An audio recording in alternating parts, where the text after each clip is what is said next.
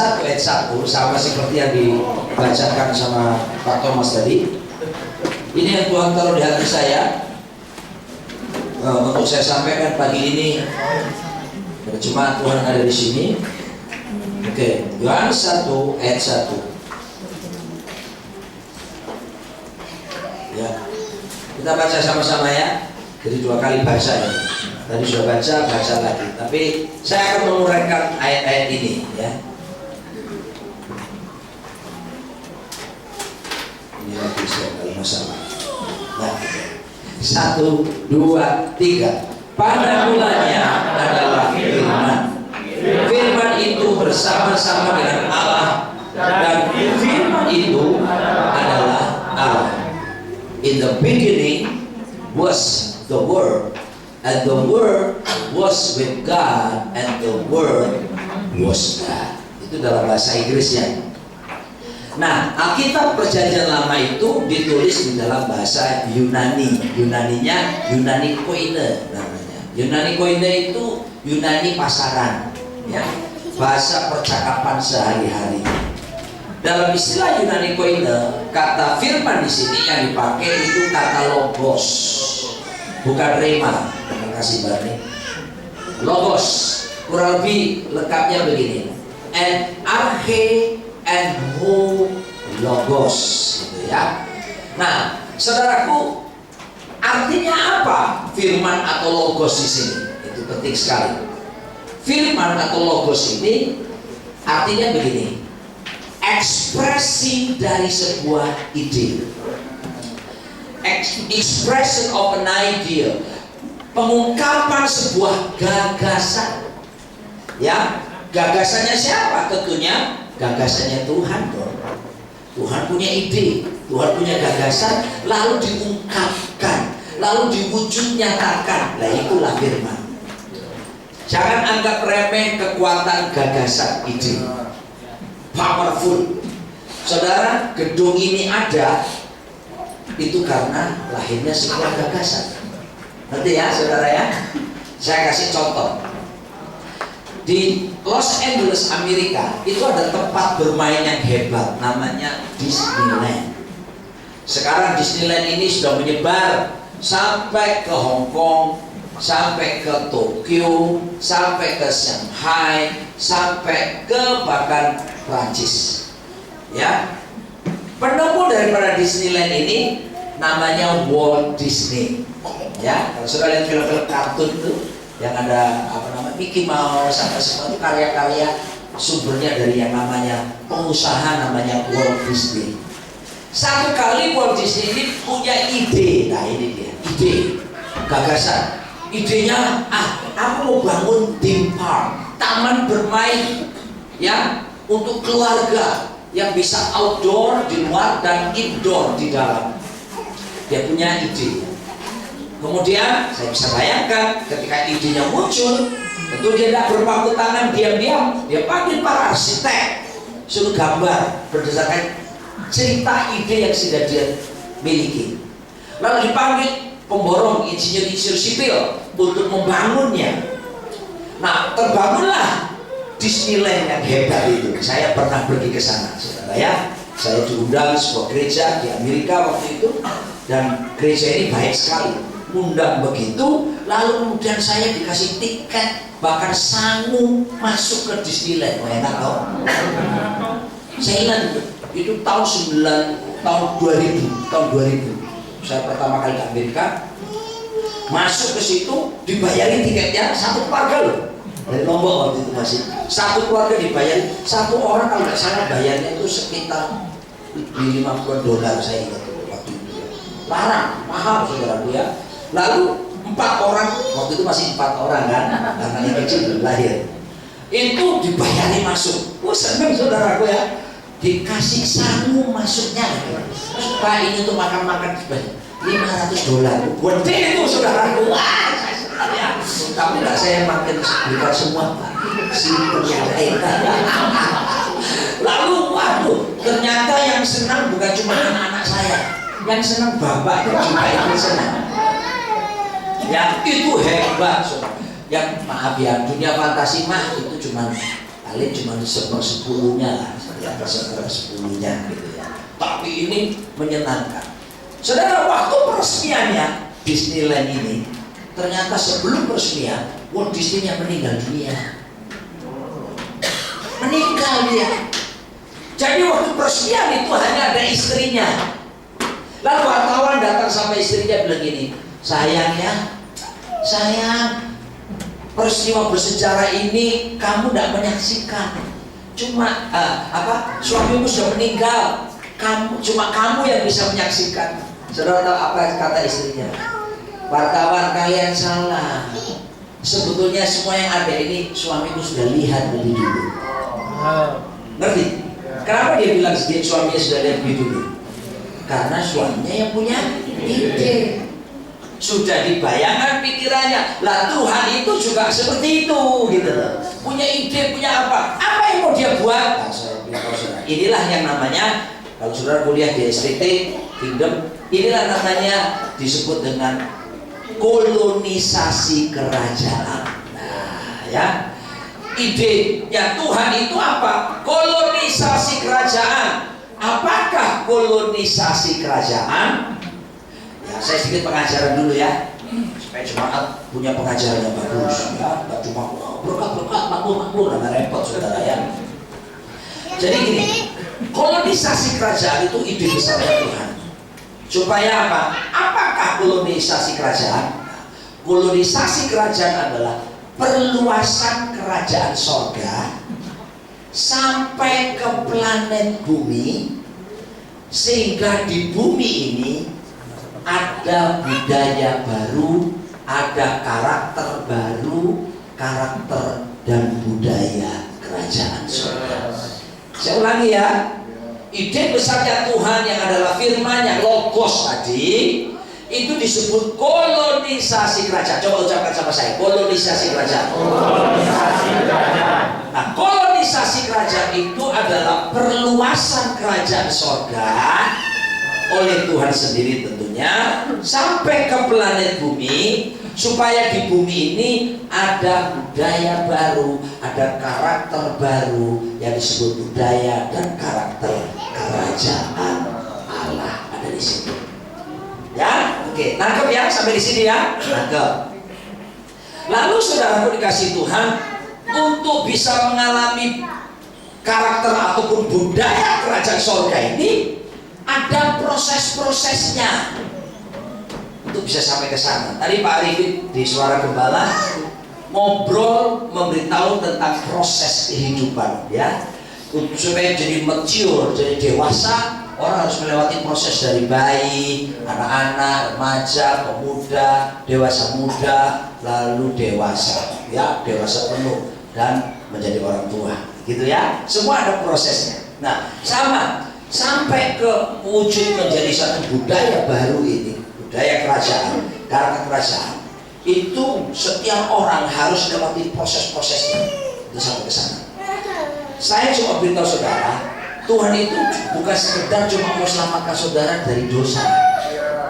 Yang namanya surga itu pasti kita dapat kalau kita bertobat terima Yesus, itu pasti. Tapi masa Tuhan cuma begitu sederhananya bertobat masuk surga, cuma gitu toh? Gini loh, Tuhan tidak akan puas membawa saudara cuma sampai ke surga tanpa merubah hidup saudara dengan karakter baru dan budaya baru. Jadi mesti ada perubahan betul totali kita untuk kita bisa layak memerintah bersama dengan Tuhan. Gitu ya? Oke. Maka proses pertama itu ada 4 proses secara singkat mengingat waktu. Proses pertama itulah yang namanya kita baca dulu Kejadian 1 ayat yang ke-26 gitu ya. Saya kembali lagi ke masalah kingdom Pak Thomas karena saya melihat ada beberapa wajah yang saya belum pernah lihat. Jadi perlu untuk yang sudah pernah dengar cerita kerajaan ya renewing, diperbaharui kembali. Tapi yang masih belum supaya mantep ya. Kok nama gereja kok roh? Kan ada 2 konotasi. Konotasi roh tuh pakainya perempuan bagian bawah ya.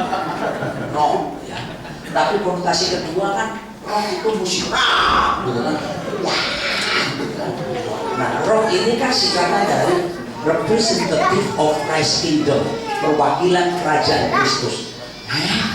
Kok berani-berani gereja pakai nama roh menjadi perwakilan kerajaan? Karena inilah tujuannya Tuhan menciptakan saudara. Saudara dan saya harus menjadi duta-duta besar kerajaan surga di sini dengan budaya baru, karakter baru.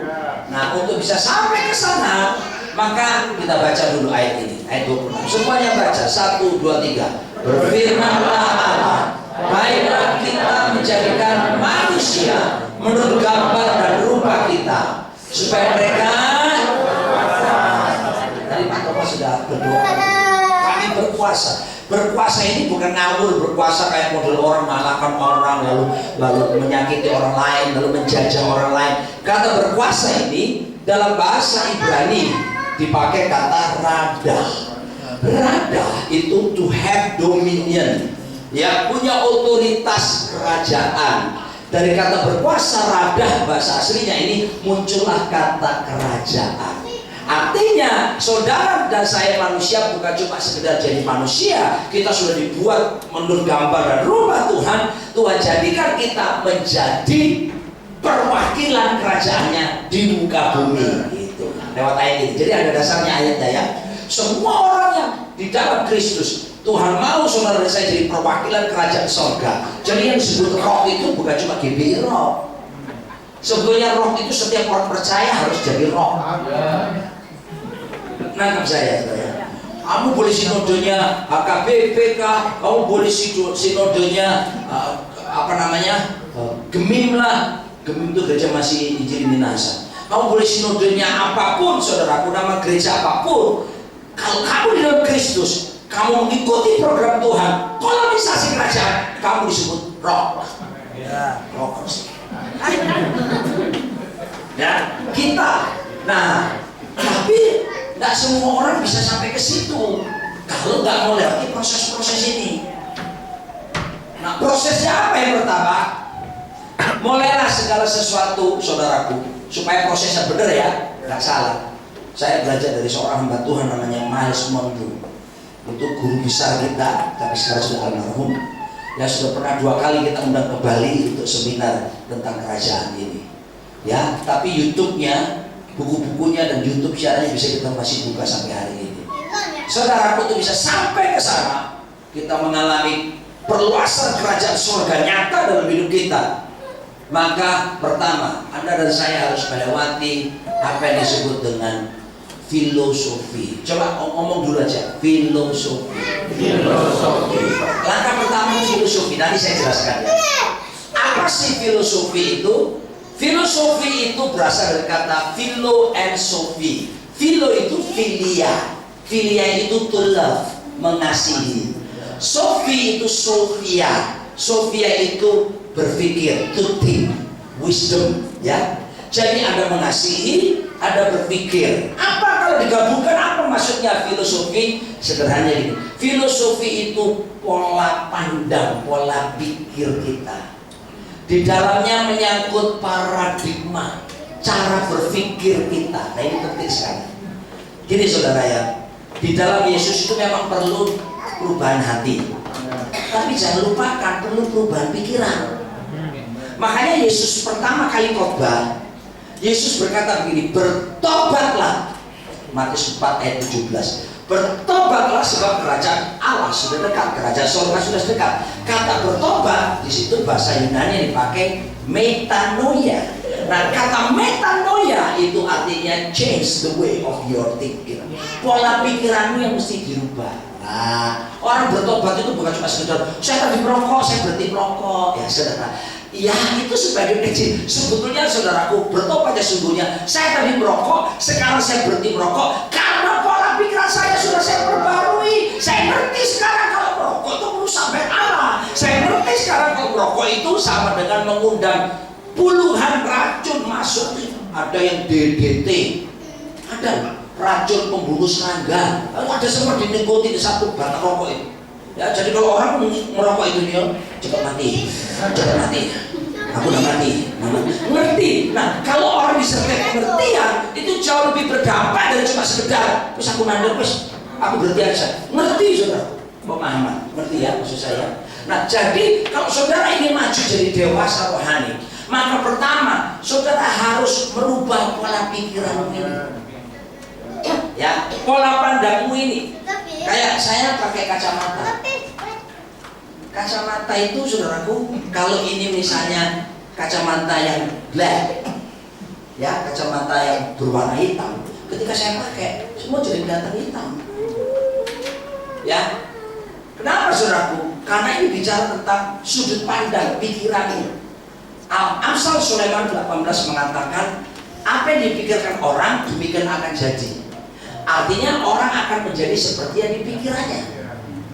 Ya, saya kasih tahu lagi, kekuatan pikiran itu hebat loh. Your body will follow your mind. Tubuhmu bisa mengikuti pikiranmu. Ya, ini contoh kasar aja, contoh kasar. Saudara mikir, ya misalnya bagi yang sudah punya suami, terus pikir suaminya orang, pikir suaminya orang, bayangin suami orang, aduh gantengnya bapak itu, terus dari suaminya, kayaknya bapak itu halus, dan suaminya kasar.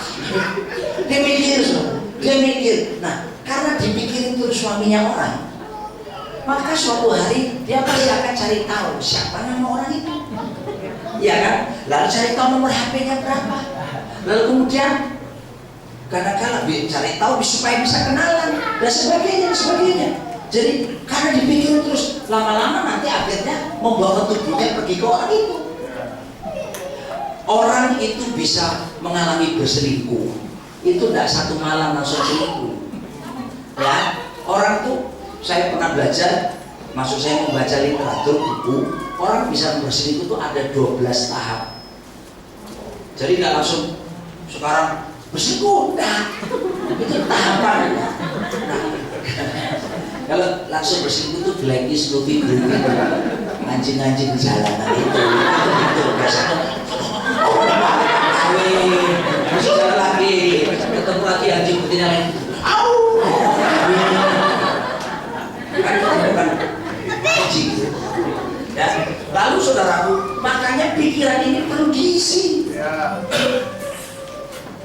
Isi yang paling baik, kayak komputer saudara itu perlu diisi program. Nah, semua yang bisa nyala di iPad saya ini karena ada program yang sudah diisi di sini, ada software di dalamnya, ada program. Sehingga ketika saya tindis, saya operasikan berdasarkan apa yang sudah ada di sini. Isilah pikiran saudara dengan informasi yang paling terbaik. Informasi yang paling terbaik itu firman Tuhan. Jangan baca Alkitab, yang pelayan Tuhan di sini. Jangan baca Alkitab hanya karena mau siapkan khotbah. Alkitab itu mesti dibaca karena menjadi gaya hidup kita, kebutuhan utama kita. Manusia waktu diciptakan ini bergambar dan rupa, ini spiritual being. Saudara, you are not only human being, you are the truth of you is spiritual being. Keadaannya sesungguhnya bukan cuma makhluk hidup ini. Keadaannya sesungguhnya itu kamu ini manusia rohani. Karena kita dicipta serupa segambar. Tuhan itu roh, kita itu makhluk roh, punya badan, punya jiwa. Gitu. Makanya kalau meninggal dunia, kita ditanam, badan kita dikremasi kayak mau diapain, rohnya balik kepada Tuhan. Karena rohnya ini itu yang manusia asli kita. Nah, roh ini hanya bisa diisi bukan sama gado-gado, sate kambing, nasi padang. Untuk roh itu, manusia sejati itu hanya bisa diisi pakai firman.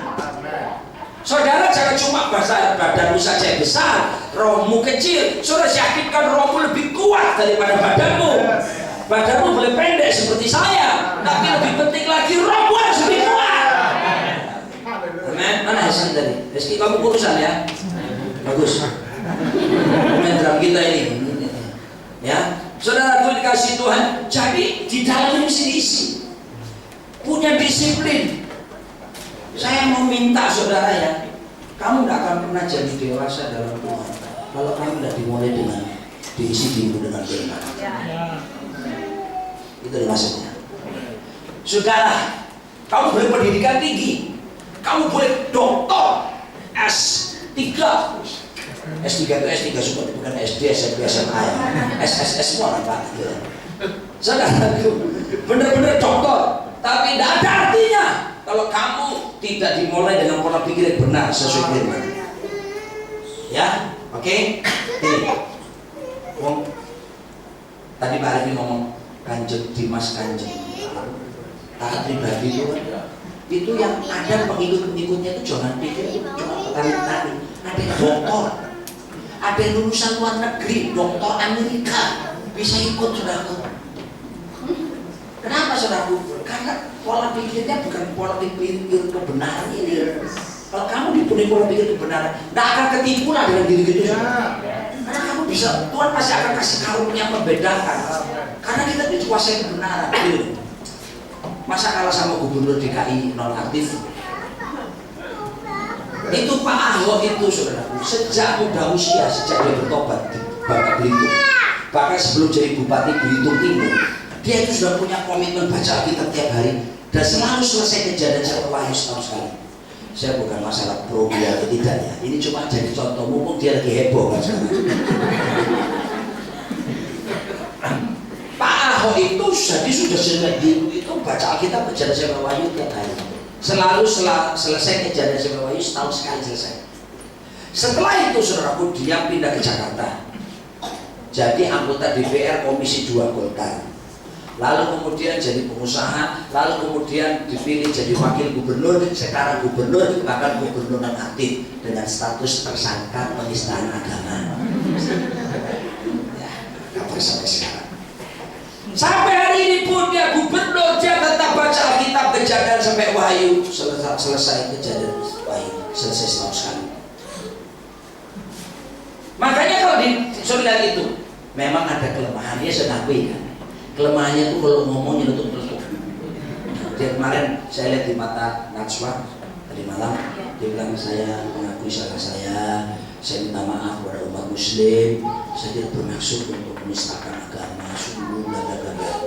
Tapi sekarang ini ada hikmahnya, saya belajar supaya saya bisa berkata-kata berhati-hati mengucapkan bagus juga. Tapi kita lihat secara gambar umum prinsip hidupnya. Waktu masih Pak Heni jadi Kasat Brimob di Rock Jakarta, ya Polda Jaya, Pak, ada jemaat kita yang Kasat Brimob ya, Kasat Brimob. Dia kasih tahu Pak Pendeta, kenapa Pak? Dia kasih tahu Pak Ahok, intel saya menemukan di lapangan ada orang mau bunuh dia Pak. Oke saya sampaikan. Lalu sampailah kabar ini kata ke Pak Ahok, di televisi Pak Ahok cerita bahwa saya tahu ada orang mau bunuh saya, tapi saya tidak takut. Bagi saya mati adalah bagi saya hidup adalah Kristus, mati adalah keuntungan. Nah, itu Filipi 1 ayat 21. Dia tidak bilang dalam firman Tuhan Alkitab saya. Tidak usah ngomong gitu. Dia cuma ngomong karena bagi saya hidup itu Tuhan, mati adalah keuntungan. Itu ayat. Dia punya keyakinan kokoh karena filosofi pikirannya diisi firman. Ngerti maksud saya? Saya contoh lagi. Waktu dia bisa masih independen dulu, kumpulkan tanda tangan 1 juta kan. Lalu KPU berencana bikin aturan verifikasi 3 hari. Waduh. Lalu wartawan datang sama dia, dan wartawan berkata begini, wow repot dong kalau ada verifikasi 3 hari. Kalau nanti pemilik KTP-nya dicek ternyata dalam 3 hari nggak sesuai, gugur. Bisa turun dong dari 1 juta. Apa jawabnya Pak Ahok? Dia bilang gini, saya nggak mau susah-susah lah, saya nggak mau kepikiran macam-macam. Karena buat saya kesusahan saya ini cukup sehari, kesusahan esok punya kesusahannya sendiri. Itu Matius 6 ayat 34. Jawabannya itu firman. Ada banyak contoh-contoh yang lain Pak Ahok itu jawabnya pakai firman seharusnya. Tapi dia tidak pakai Injil Matius, masa tidak. Makanya saudara, saya berani berkata ya, yang benci yang dia teriak-teriak dia itu tahan apa itu saudara, di wilayah kita DKI itu paling sekitar berapa sih, nggak sampai 500.000 lah. Tapi kalau saudara jujur lama dan sebagainya, saya sudah dengar banyak orang pakai jilbab sekalipun, pakai apa, dia bilang saya pilih dia. Anak saya bisa sekolah gara-gara dia, kami bisa pergi umroh gara-gara dia, masjid kami dibangun sama dia. Ya, karya-karya itu nyata, saudaraku. Tapi bukan itu yang saya mau tekankan. Ini cuma contoh. Saya cuma mau bilang sama saudara, kenapa Yesus tidak bisa jatuh dalam pencobaan? Waktu iblis 3 kali coba dia jawab, it is written. Ada tertulis, dia jawab pakai firman. Iblis pakai firman, Yesus jawab pakai firman. Iblis bedanya menyelewengkan firman, Yesus meluruskan seharusnya bagaimana. Saya mau beritahu saudara, nonsense kalau saudara tidak ada firman dan beribu, tidak rajin baca Alkitab, kamu jadi kuat, tidak mungkin. Ini saya mesti tekankan. Saudara mesti punya standar dan kuat standar itu firman Tuhan. Saudara boleh baca majalah, baca koran, saya nggak larang. Saya juga baca majalah, koran. Saya rajin lihat detik.com, kompas.com, ya. Tapi saya baca Alkitab tiap hari. Saya pun punya disiplin pribadi. Sejak saya bertobat tahun 87 sampai hari ini, saya baca Alkitab dan saya selalu berusaha. Saya tahu selesai kejar sampai pagi, sampai tadi pagi. Jadi saya kelola pagi saya baca Alkitab menjadi baru 1 pasal. Sore atau malam saya baca 2-3 pasal perjanjian lama. Selalu selesai kejar sampai pagi. Jadi pikiran berisi, ya kan? Mau jawaban itu ada masalah apa, saudaraku? Yang kita selalu berpikir, firman Tuhan mengatakan apa ya pada situasi ini? Kalau ada tawaran dunia seperti ini, firman Tuhan mengatakan apa ya? Percayalah, walaupun ini banyak, Roh Kudus akan memperingatkan kepada saudara. Saya tanya sama saudara, saya tanya sama Pak Thomas. Tadi malam Pak Thomas makan apa? Tadi malam sate ayam. Sate ayam. Ya, sate ayam. Tadi malam sate ayam. Kemarin siang sayur tewel. Sayur tewel. Sederhana sekali dulu. Tapi saya sarapan pagi kemarin apa?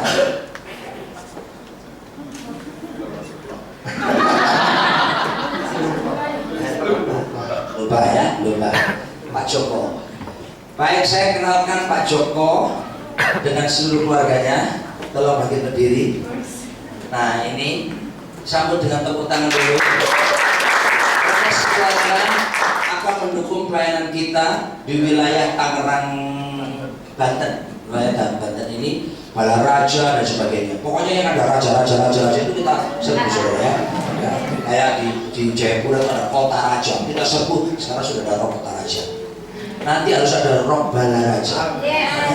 Nah, Pak Joko dengan ibu dan 3 orang anaknya itu sekarang tinggal di Pamulang dan akan bersama-sama dengan Pak Thomas, mendukung Pak Thomas, kita akan memperluas wilayah kerajaan Tuhan di daerah Citralaya Balaraja.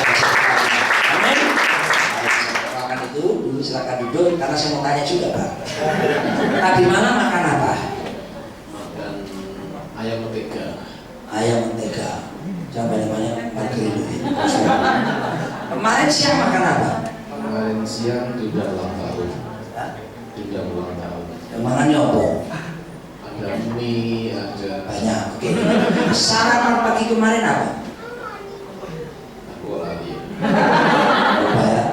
Kemarin dulu malam makan apa? Kemarin dulu malam.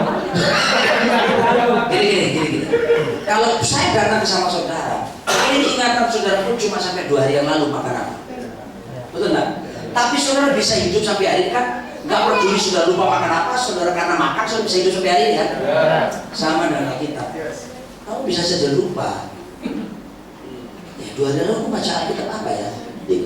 Tapi saudaraku, rohmu bisa jadi kuat karena kamu baca Alkitab tiap hari. Sama seperti tubuhmu bisa ada sampai hari sehat. Karena kamu makan tiap hari, walaupun kamu lupa makan apa. Yang saya tahu kamu nggak makan paku, itu jarang kepang. Nangkep sesuatu nggak?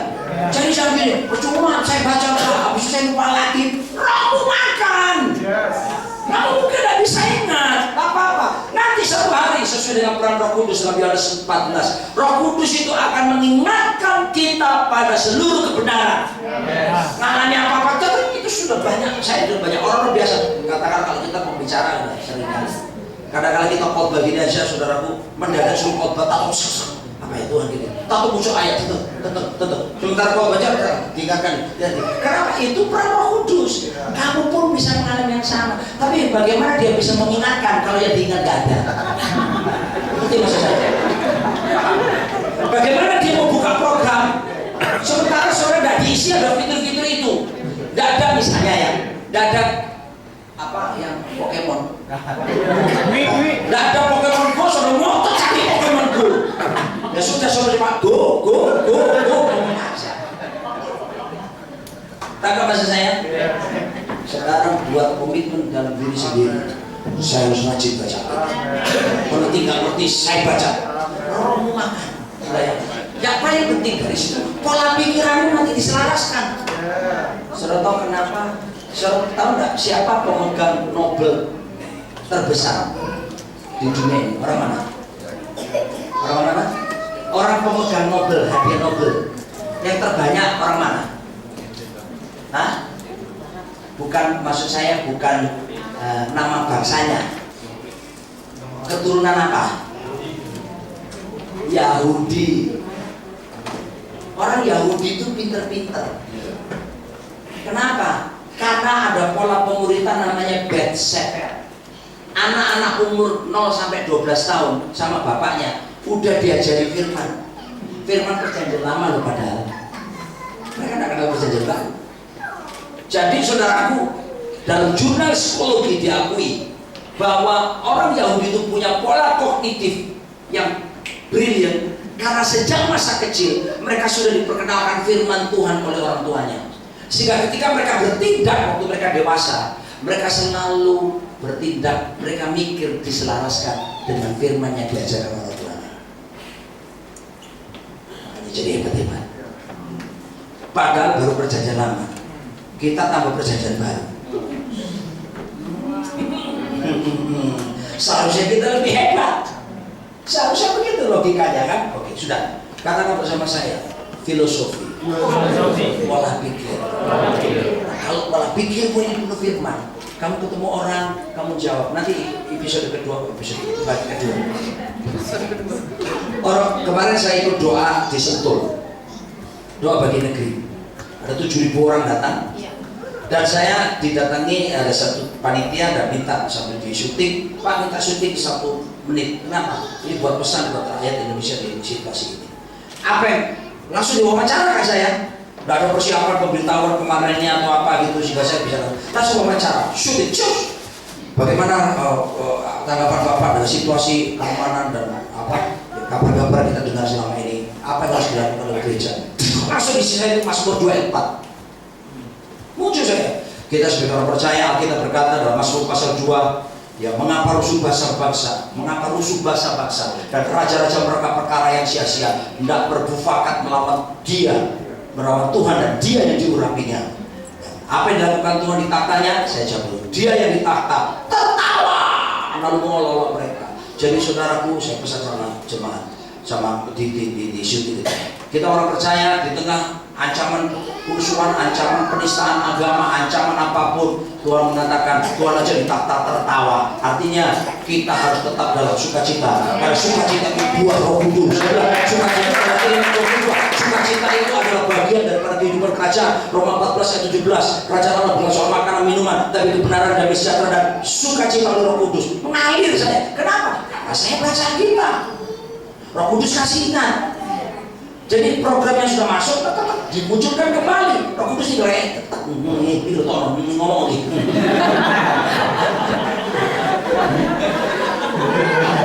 Ya. Nah ya kalau isinya cuma komik, cerpen, munculnya komik, cerita komik, waduh seperti aku ada masalah ini. Wiro Saplen, repot saudara. Ya. Saudara itu you have to be smart, not only in your IQ, but in your spiritual quotient is good. Kamu jangan cuma cerdas dalam IQ, kamu juga harus cerdas dalam spiritual quotient, kecerdasan spiritual. Untuk bisa cerdas kecerdasan spiritual, maka kamu harus diisi pikiranmu dengan firman. Firman itu punya daya cipta dari tidak ada menjadi ada. Orang kalau kuat firman saudara lain. Ya sudah ya. Karena masih ada 4 lagi sana. Saya 9 sudah selesai. setengah 10. Setelah kalau kamu punya pola pikir selaras firman, maka itu akan menghasilkan yang kedua, belief system, sistem keyakinan. Ya, karena kamu pikiranmu sudah penuh firman, maka menghasilkan kedua yang disebut belief system atau sistem keyakinan. Wujudnya apa? Sederhananya, iman. Roma 10 ayat 17 berkata, iman datang dari pendengaran. Pendengaran akan firman Kristus. Orang iman itu muncul karena ada firman. Dasar firmannya jadi bangkit. Bedakan iman dengan bonek. Bonek itu bondo nekat, cuma berbekal nekat doang. Saya kuliah di Erlangga Surabaya, saudaraku, 4 tahun saya di sana. Dan selama saya di sana tahun 87 sampai 91 saya lulus wisuda. Di Erlangga Surabaya itu saya waktu itu tahu ada kesebelasan namanya Persebaya Surabaya.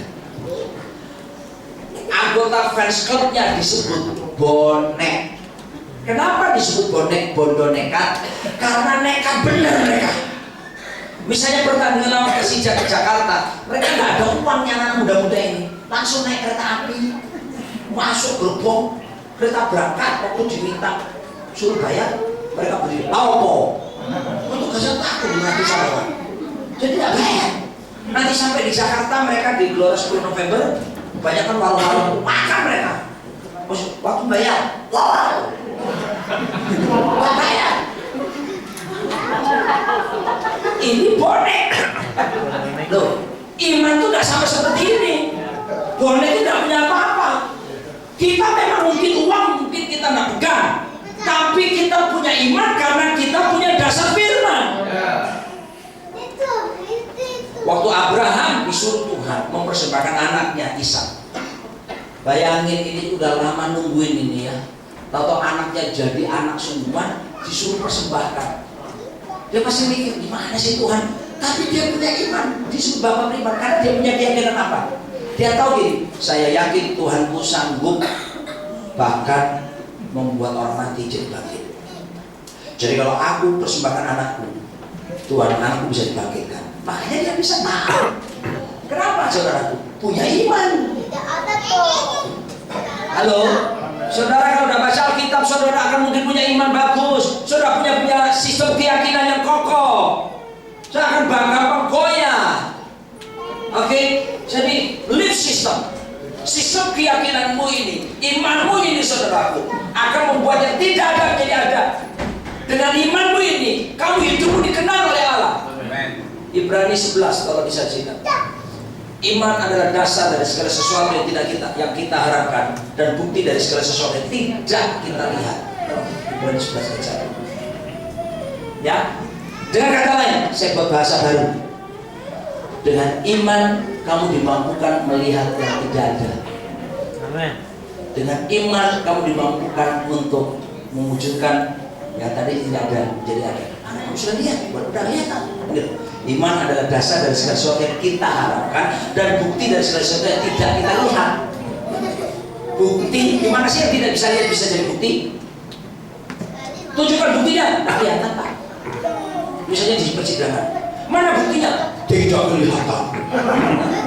Tak ngerti mereka. Tapi iman ini mengatakan bukti dari segala sesuatu yang tidak kita lihat. Kita kasih contoh ya. Tuhan kelihatan enggak? Tapi sudah percaya ada Tuhan enggak? Itu namanya apa? Iman. Listrik ini kelihatan enggak? Arusnya kelihatan enggak? Tapi yakin enggak ada listrik? Yakin enggak? Kalau udah yakin coba pegang kabelnya. Merinding saudara. Oke, angin itu ada enggak? Dirasakan bisa enggak? Bisa. Ada warnanya enggak? Coklat atau merah-merahan? Rokan. Soalnya kan coklat. Coklat merah-merahan. Bukan. Tapi Tapi saudara yakin angin ada, listrik ada, saudara yakin Tuhan ada, walaupun tidak ada. Dan Alkitab bilang begini, coba ayat yang berikutnya. Coba ayat berikutnya. 3. Karena iman kita mengerti bahwa alam semesta telah dijadikan oleh firman Allah, sehingga apa yang kita lihat telah terjadi dari apa yang tidak dapat kita lihat. Ya kan? Apa yang kita lihat ini terjadi dari yang tidak kita lihat. Berarti yang tidak kita lihat itu nyata. Betul tidak? Saya ulangi ya. Yang terjadi ini, yang kelihatan ini berasal dari yang tidak kelihatan. Berarti yang tidak kelihatan itu nyata. Kenapa saudara bisa bilang ya? Karena saudara sudah beriman. Ngerti kan? Saudara, dengan kata lain, kalau kamu punya filosofi firman, kamu punya keyakinan, belief system, maka yang gak kelihatan pun kamu sudah bisa lihat. Yang gak nyata pun sekarang menurut mata, tapi menurut mata rohani kamu bisa melihat menjadi nyata. Itu kekuatan iman. Gak mungkin jadi kesana kalau gak ada firman. Nanti cuma bonek. Ya, oke, sudah 5 menit saya selesai. Dari sini belief system akan menghasilkan yang ketiga, nilai-nilai, values. Kalau orang sudah punya sistem keyakinannya didasarkan firman, ada nilai, values. Nilai gereja kita, udah kelihatan Pak Thomas? Ya, perlu di bawah. Oh ya, ya, nanti bisa dipasang. Nilai gereja kita itu light, L-I-G-H-T, light, terang. L-nya love, integrity, kejujuran, ketulusan, generosity, kemurahan hati, humility, kerendahan hati, truth, kebenaran. Itu nilai. Apa sih nilai itu Pak? Nilai itu, catat, apapun yang paling kita hargai dalam hidup kita, itulah nilai. Apapun yang kita hargai, sudah hargai apa? Uang, maka nilaimu kayak uang, naik turun. Sekarang dolar 13.500, naik turun. Orang deg-degan. Karena anak saya kuliah di Amerika, istri saya selalu monitor dolar. Saya sudah 13.500, saya coba bilang, tenang. Kenapa saudara? Yang suruh kuliah keluar negeri Tuhan. Jadi aku tenang. Saya bilang sama istri saya, nanti dolar 100.000 pun tenang. Kenapa? Sembahyang Tuhan kok. Loh kok bisa ngomong begitu? Loh aku percaya, aku punya iman. Dan sudah tahu, ini sudah saya praktekkan sudah 5 tahun lebih. Anak saya sudah lulus S1 di Amerika, sudah kerja setahun, sekarang ambil S2 lagi di Amerika. Saya pendeta, saya bukan pengusaha. Aku cuma pendeta, Pak Thomas tahu. Ya, jadi cuma berharap sama Tuhan. Tapi anak bisa sekolah ke Amerika, kenapa? Iman. Jadi yang nggak nyata jadi nyata. Sekarang Tirsa, anak kedua, minta juga kuliah di Amerika. Supaya Tuhan, ini anak kedua minta ini Tuhan. Tuhan anak pertama aja 1 bulan, biayanya 1 bulan anakku saya kerja nah Amerika. 1 anak 50 juta tiap bulan. Itu biaya hidup di Amerika sama kuliahnya semuanya total 50 juta. Pak Thomas tahu lah gaji saya jauh di bawah itu, di Rocky. Tapi kok bisa anak sekolah di Amerika? Itu iman Pak, yang nggak ada bisa tidak ada, gitu loh. Saya sedang berkata kepada saudara, betapa powerfulnya kalau kamu dengar firman. Sekarang anak kedua nih, Pak, aku udah selesai PH, psikologi, magna cum laude. Pak, aku pengen jadi profesional konselor. Yang bagus Pak, itu cuma di Amerika. Karena ada desa-desa Kristen. Jadi sekolah universitas yang Kristen Pak di Amerika. Anak pun mengeluh. David bulan Mei baru selesai. Tahun depan. Ini anak saya minta supaya Januari ini sudah kuliah S2. Sembahyang saya. Tuhan yang menyuruh David sekolah di Amerika. Dan terbukti Tuhan sudah siapkan semua. Sekarang anak saya nomor 2 Tuhan minta. Roh Kudus ngomong sama saya di kamar mandi lah. Hebat, Tuhan tuh gak mesti mau bicara waktu saudara ekor begini. Aku tak Tuhan kita itu di mana-mana. Saya lagi mau mandi, Pak. Mau mandi, saya tanya, Tuhan, anak saya sekarang bisa minta. Gimana tuh? Gue jawab begini, anakmu kan bukan cuma David. Kamu berarti maksudnya? Apa artinya? Lanjutkan. Anakmu kan bukan cuma David, tapi itu anak kami yang sudah di Amerika. Artinya apa? Dia kan juga anak saya. Kalau David aku tanggung, Tirsa juga anakku aku tanggung. Kan gitu kata Tuhan. Oh langsung saya bilang, Tirsa, gue urus. Lurus Pak, ya. Dia urus semua dia urus tuvelnya. Urus tuvel. Baru mau datang tuh sekian juta. Wih, orang datang juga kan? Atau ada orang datang ke rumah. Kita lagi pimpinan pranikah Sabtu. Ada orang datang, satu orang laki-laki. Misi, Pak, masuk. Nggak usah masuk. Karena di situ ada pimpinan pranikah di rumah saya kan. Pak, saya mau bawa sesuatu. Oh, kesukaan Bapak. Dia tahu kopi. Tapi kali luwak.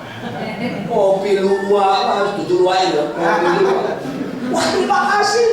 Kasih kopi luwak. Kopi luwak kan mahal sudah. Terus waktu saya cuma sudah mau, dia mau pulang. Terus dia bisik saya, di dalamnya ada berkat. Itu yang saya suka. Bukan cuma kopinya saya suka, berkatnya. Waktu selesai itu, saya buka suatu ada amplop yang bisa bayar seluruh kebutuhan tuvelnya desa. Terus nanti butuh apa? Lalu saudaraku sampai sekarang sudah dapat I-20-nya dan Senin besok dia urus visanya. Semuanya. Jadi lupa nanti gimana loh? Berarti kalau secara akal sehat ya, 2 orang sekarang kan di Amerika. Januari sampai Mei kan David masih di Amerika. Berarti 100 juta khusus untuk kuliah. Gimana? Saya juga nggak tahu. Benar loh kalau sudah saya tanya, iya 100 juta 1 bulan ngomong cara nih. Tapi aku kan punya filosofi kebenaran. Yang ada ini berasal dari yang tidak ada. Berarti yang tidak ada ini nyata. Memang uangnya nggak kelihatan, tapi nyata. Tuhanku juga nyata. Caranya gimana? Beberapa sudah saya ceritakan waktu David punya itu kan. Ada aja. Tuhan kita itu ada aja. Makanya saudara punya nilai. Apa yang saudara hargai dalam hidup ini? Yang di gereja kita diajari nilai kita adalah light, to love, kasih, mengasihi, ya tidak balas kejahatan dan kejahatan, integritas, hidup dalam kejujuran, generosity, kemurahan hati, murah hati sama orang miskin, hatinya digerakkan untuk menolong orang lain, it's humility, kerendahan, tidak perlu sombong, ya walaupun sudah orang suka tanya sama saya, Pak, namanya ditulis gak gelarnya? Gak usah. Kan orang suka undang-undang, Pak, saya nulis sebetulnya tidak perlu. Tapi Pak ini demi karena diminta seperti itu Pak sebutkan. Langsung aja gelar. Kayak apa? Nanti malah jadi sombong. Nah, makanya saya bilang sama Pak Thomas, tetap rendah hati Pak Thomas. Sudah STH kan? Soalnya orang STH itu sarjana tinggi hati. Terus ambil master MTH, makin tinggi hati. Nanti kalau sudah DTA dokter, tinggi hati.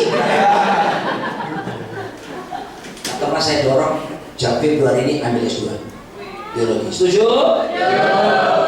Ya, kuliah terus. Selama masih muda. Nah, kalau sudah pegang nilai, ini yang terakhir.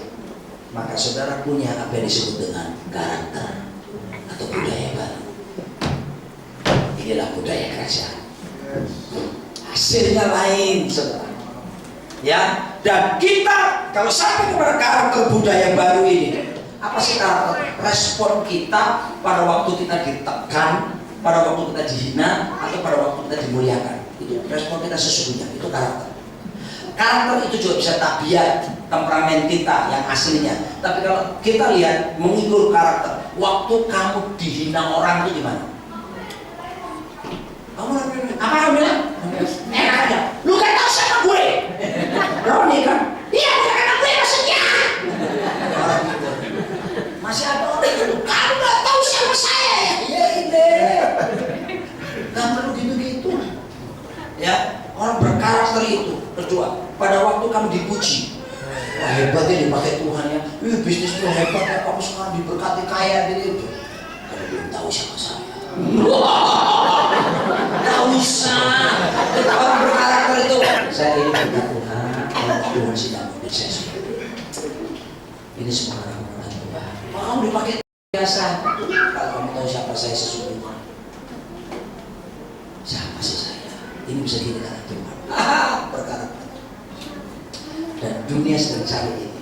Makanya Tuhan bilang kolonisasi kerajaan supaya bisa diperluas. Bayangkan kalau anak-anak Tuhan punya karakter ini, semua merasakan surga. Iya kan? Nah itu memang Tuhan mau surga itu nyata di bumi. Lewat siapa? Anak-anaknya ini. Jadi dengan kata lain, ketika saudara melakukan kolonisasi kerajaan surga, saudara menyatakan saudara jadi display kerajaan surga. Siap jadi displaynya? Oke, kerajaan Allah bukan soal makanan minuman, tapi kebenaran. Jadi bayar pajak, bayar. Saya pendeta, saya bayar pajak. Saya urus tax amnesty, saya urus. Saya tidak berani sembunyikan. Semua serba terbuka kok sekarang. Disembunyikan ya untuk apa? Tuhan juga melihat. Apalagi saudara, pada waktu kita ditekan, pada waktu disalah mengerti, responnya benar, ya. Nah enak sih disalah mengerti, nggak apa-apa, tetap rendah hati. Karena saya percaya saudara, semua saudara di sini jadi displaynya surga.